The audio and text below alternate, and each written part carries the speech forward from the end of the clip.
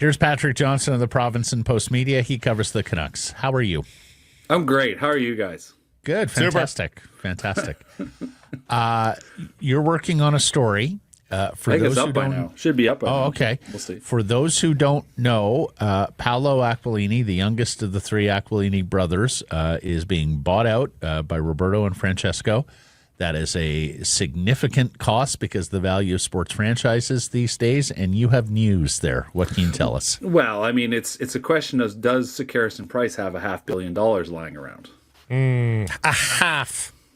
Close, but we'll have to have the accountants look into it. I'll have to call my banker. Yeah. I mean, none of this. I don't think this in particular is surprising me. Attention. Listen, the family said we're not selling the team. Fine, that's certainly the case. But as I think has also been noted by a certain national level insider, there is a discussion, as the best is the kind way to put it, inside the family. They need it, like, I mean, at the valuation that I understand they've had, they need $500 million. And I had a couple people tell me that they're quietly looking around to see if they can find a minority investor. And I mean, I don't think there's any notion that this is a change in ownership. I certainly know people wish cast about that, and you certainly hear rumors flying around. Oh, this person's bidding, this person. I'm like, I don't think any of those. I mean, they certainly may have had conversations with people about would you be interested in investment. But as it stands, it sounds like it's still an open question, and they would like to resolve it. They need to resolve it. It's not a cash flow, but there is an equity stake here that Paolo does not want and is not part of. And as we heard, he has withdrawn himself from the team. The semantics, I think, are interesting. But in the end, there were 4 names connected with this team: Luigi, Francesco, Roberto, Paolo.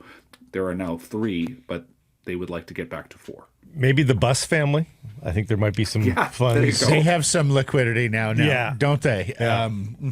Is Mark Walter going to own everything by the end of all this? Like, he's got the Lakers, he's got the Dodgers, he's got the PWHL. Like, what is left? Yeah, I mean, NHL buy the whole league. Yeah, I was going to say how much MLS? longer does Phil Anschutz want to own the Kings? Although owns the building there as well. Now, he does. That's true. Although, so by the way, just someone pointed this out to me. Interesting thing when we think about who owns teams and where they are. You made a great point. Landshut owns the team. The Buses do. The Lakers are guests at Crypto. Well, as the Celtics are at the TD Bank North Garden, and there's another one too where the NHL team owns the arena and the NBA team is a tenant. But once upon a time, and I'm not sure if it's still the case, I would need edification on this. But the NBA had like a bylaw or something in its constitution that basically primary tenancy. Yes, you have right of first refusal, right of first dates, Right. primary tenancy in the facilities you Right. if you don't own them. Yeah, So, right. well, I mean, if you own them, of course you do. That must have been negotiated with Staples, though, way back when. Yeah, wow, but I mean, who says no to the Lakers as a tenant, right? Like, okay, sure. You want your dates first? Great. We'll work the Kings around you because we're making scads of money. With you being a tenant. Okay. And now I don't bring that up to give people false hope. Like, I don't think that's happening. I mean, as I've said before, calls have been made, and they would be. They're not selling controlling interest. They're selling a minority stake to finance buying out Paolo. Let me ask you this though: Do you think this process could affect hockey ops spending this summer? I don't know. I mean, it's. I find myself looking around. There certainly has been a lot of changes. I don't think it's any secret. There's been a lot of changes in sort of the business side and executive suite. A lot of senior VPs and VPs are out. Partnerships and technology, I believe there's a change happening there. A lot of people in and out. And you look at some of the shifts on the digital side, like obviously people we see on a day-to-day, like certainly social media team. I understand there's been some turnover there. I had a couple of guys leave from sort of director level in the media department, which has been an ongoing turnover. Although the front facing people I think are still there, but it's a strange one, and we'll see. I mean, I don't know financially. I mean, I don't have any sense. Certainly, there's never been any hesitation to spend on the shop window other than in that COVID season. There's never been any hesitation to spend on the shop window. It's always been about renovations to the arena and taking time to do that. As someone joked to me, it took them 4 years to do a 1-year renovation. But it still happens. It still gets done. So no, I don't have anything reason to think that they aren't going to spend on hockey players any less. Or practice facility. They seem to be putting, moving forward with that file too. So I mean, they're wandering around. How much is actually happening? It's better than not wandering around. I'll give them that. I guess. But Burnaby, like, they didn't meet with any. They went when they were at Rosemary Brown. Like, I did get it confirmed from the city of Burnaby. They didn't meet with anybody there. So they're looking at stuff. They're certainly aware of what's around. Yeah. Britannia. I mean, they looked at the Agrodome.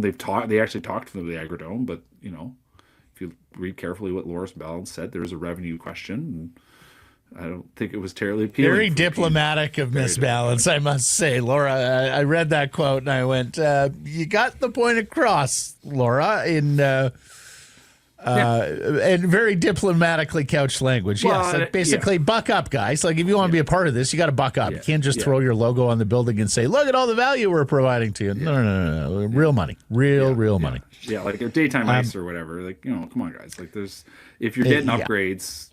Yeah. And I mean, as I said in my story, like, it's a bit odd 15 years into this that it hasn't gotten done, despite the fact these guys are involved in development and these guys have a lot of money. They build things. Like, here, I get that land is hard and land is challenging, but like. The Tampa Bay Rays just got bought by a developer. I'm going to guess they get their stadium. I'm going to guess that happens. Yes. Yeah. Evander Kane, Vancouver's Evander Kane. Yeah. Of the Edmonton Oilers, who have cap issues this summer and are expected to either trade or buy out Evander Kane. It's our Whistler Golf Club daily poll question. Should the Canucks bring Evander home? I'm going to say no. I mean, we saw it in the finals here, right? Like, he just doesn't have the foot speed anymore to step up into a top six role. Like, they lose that. It was as much a statement about how important Zach Hyman was to this team, to the Oilers, as anything. He just was not an effective replacement playing in that role. And we saw it last year. Obviously, we know he was hurt, but last year in the playoffs, like, it was remarkable how much he struggled to get around the ice, to be effective in his role. I mean, he's a big, strong guy. He can still pot the odd goal, but just the overall game is not there like it used to be. And that's without even, I mean, obviously he's been a good enough citizen to stay in that locker room. I mean, that team has won with him. So, whatever questions you might have in terms of his presence in the room and his, character and whatnot, it wasn't an issue for the Oilers. But to me, it just comes down to the simple playing ability, and I just don't think that's. I mean, if you're talking about foot speed, well, like that's why they don't like Brock Besser, right? Like, yeah, but again, if you get 50% retention, and you're getting that player for 2.7, I'm just devil's advocating here. Yeah, if you get that player for $2.7 million, his last full season in the NHL was a 24-goal campaign. He just had a 6-goal playoff campaign. I mean, there is production still there. Yeah. I just didn't see. In the end, like I said, the concern for me is the performance and what he's able to do. And yes, you're right. Absolutely. Like, you got 20, they got 20. How many goals did Brock Besser have this? Like, listen, if that's the player, listen, there's a little more aggression. I get it. It's a more physical player. He brings a different presence than Besser does. I'm just in the long term. If you're looking for a short term solution, sure, why not throw a dart? But I just don't think this is. I think you can do better, I guess is what I'm saying. Did you mention he had 12 points in 21 playoff games? Yeah, 6 goals. I said. Yeah. I mean that's great. That means sounds like a 48-point season. Yeah, that's fine. For $3 million or something. I mean, plus he'd make for a great running mate for Francesco in Yaletown, and they could race their fast cars together up the sea sky. I mean, you're failing to see the vision here, Patrick, on why you'd bring Evander home. Is Quinn Hughes' leadership akin to that of McDavid and Draisaitl, who we've been saying they are pretty good policemen for poor behavior in the dressing room? Because are you really going to cross two of the best players on the planet in that room? Well, especially when they're always grumpy too, right? Yeah, exactly. Now. Do the Canucks have that same sort of those same guardrails in the room? I don't know. I mean, could you imagine? You don't know? I think you know. I think you know, Patrick. My suspicion is I don't think so. You're right. Thank you. From what I understand, like, no, I just don't think it works. I think intensity certainly is an issue here, but it's they don't have enough of the McDavid Draisaitl type. Right. You know what I mean? Stepping over the boards, I actually think it's a genius acquisition. No, it's the other side of the boards that is the issue. To be fair, no one has enough of the Draisaitl McDavid types. True. True. They're not available this summer, Patrick. Are they? Damn it. Who knows? Unless Connor, unless Connor has been hiding things really well and is going to double cross his buddy Leon. And I don't think Connor's coming here. Okay. Hey, Gretzky was almost here. I know. Mm-hmm. Messier was here. Different era, man. Different era. Mm-hmm. Also, anyway, that's a podcast. Well, when are we, you know what, that was the thing. Here's a pitch for you. Bring Rintoul back. Just tell the story of the ownership. Just do a multi-part series about who owns this team. And then we won't see Scott ever again. Yeah, exactly. Yeah. And then Scott will have no life savings. Yeah. Or he sleeps with fishes. Yeah, one of the two. Take the cannoli. Staying on Evander, the league is investigating the Oilers' use of LTIR surrounding Evander Kane. Yeah. I mean, I like what this guy tweeted. So you're telling me if the Oilers would have won the cup and later it comes out that they misappropriated LTIR, what are we doing now, Gary? How are we explaining this one? Cup recapture. Huh? Love it. Cup Is that the headline? Is that going to be the headline for this episode? That should be cup recapture. Should be. I mean, let's point this out. I'm not the only person that's pointing this out. The Florida Panthers were only able to get Seth Jones because of yes. So this was the first year where we had both finalists exploiting LTIR to the lengths that they did. And really, this is what the league is becoming now, Patrick. Who can best exploit LTIR? And if you happen to be in a tax-free jurisdiction, even more. You get two advantages there, not just one. Can we bring LG back? Like, have him talk about it? Because he could give us all the thoughts. Given he's the man who I think invented this plan. Yeah. I, for the most part, don't care. I think teams are being smart and using all the advantages available to them. That said, I understand why it frustrates people that the lineups in the playoffs don't jive with the lineups in the regular season. It is a particular curiosity of the way NHL salaries work, because of course in the end the playoffs are just playing for passion and I suppose a bag of money at the end.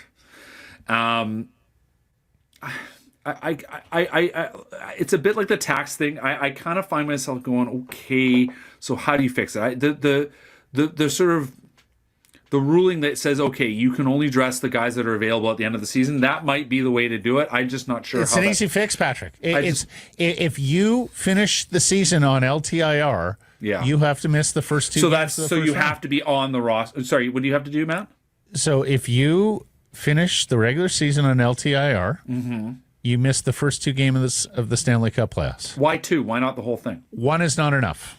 Two makes you think, are we going to get behind in this series? Why not the whole thing? Like, if you're banning two, why not ban them all? Like, I guess that might be a little harsh. First round, and also, what's it hard? Here's my question: What do you do want star players in the lineup, right? Like they bring eyeballs. Why have any penalty at all? Well, I guess because it's exploitation. But I guess Matt is also saying too. Everyone does it, so who cares? No, not everyone does it. It's not available to every team every year. Well, eventually, you're just the law of averages means you're going to get legitimate players that just legitimately it aligns about to the end of the season for them to come back and come back. I think we know that's happened. I mean, I think we know that's happened. Like, come on. Yeah. Tough noogies.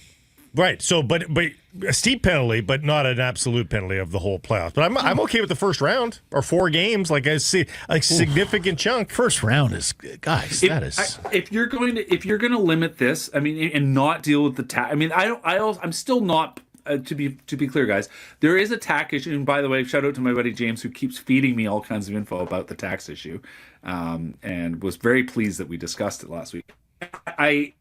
Is he the guy with the chart? Somebody sent me a chart. Yes, well, on what it equates to in every market. Is it global holding?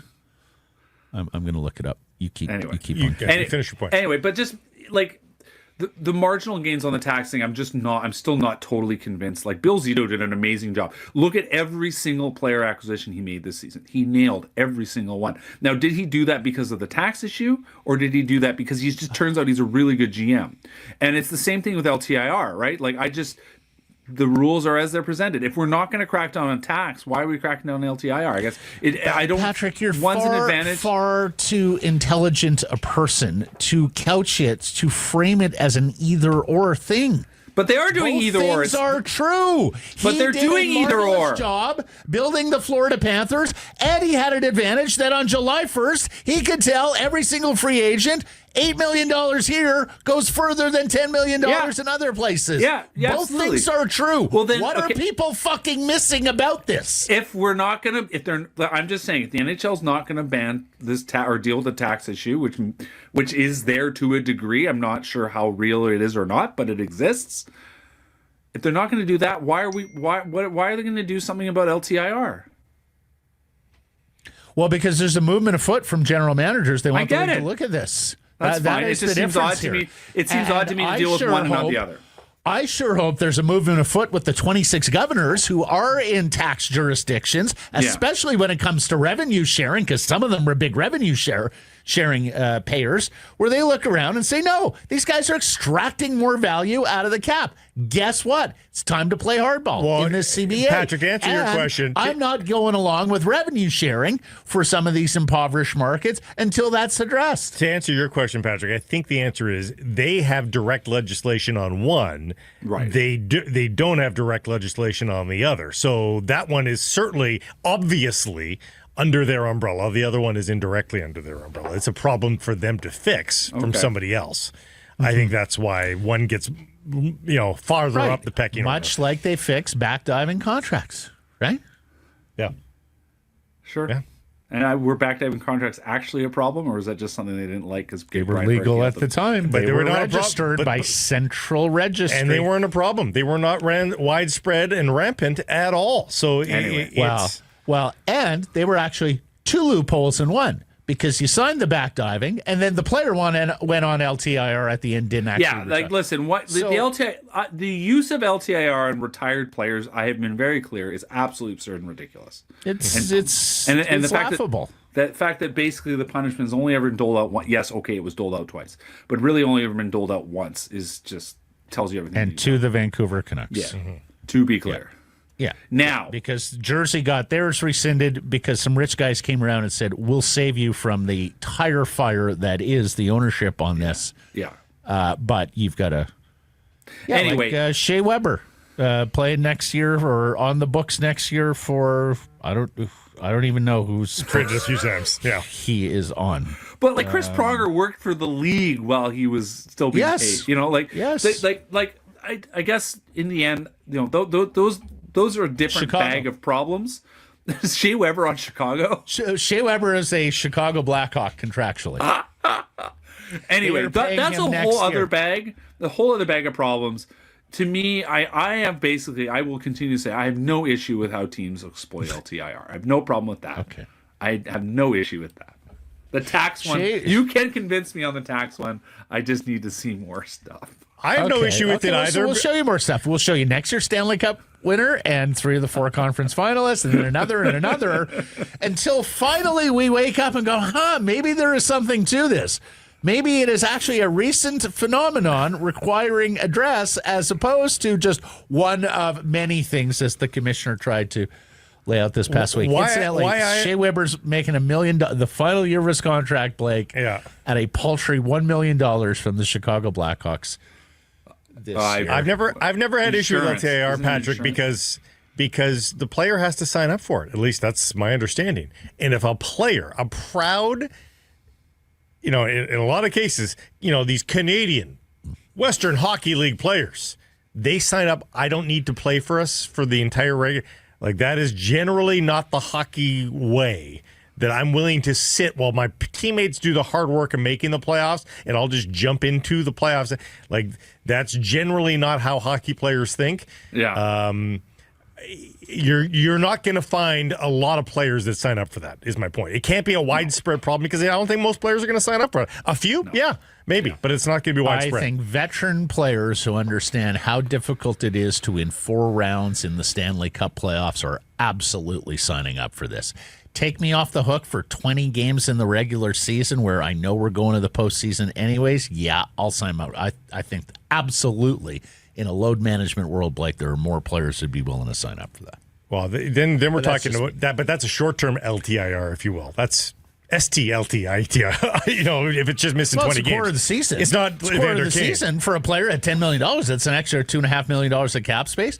Multiply it at the trade deadline, because you only have a quarter of the season left. So you have like $7.5 million player. But players do get hurt. Like, you can't guard against that. No, I hear you. Okay, we appear to be done here. It was Good fun chat this week. Good yelling this week. Hey, there's a draft in the week. Do you know that? Yeah, we're gonna cover the draft, believe it or not, and we're gonna have you on next week in advance of the draft. Can't wait. Look forward to it already. Thank See you. you guys. Love his smile. He's just so upbeat.